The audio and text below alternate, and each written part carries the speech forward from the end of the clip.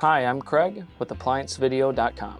Today, we will be taking a look at the steam valve on this Whirlpool electric dryer.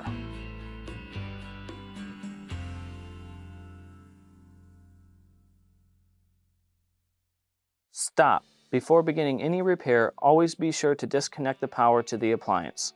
It is also recommended to test the outlet for the proper voltage. The main reasons why you'd be replacing a steam valve is if the unit is dripping water in the back side of the drum right where the nozzle is, if the unit will not utilize the steam function whenever you put it on a steam option, or if the unit is leaking from the back. Now, click on the link below to view this repair video.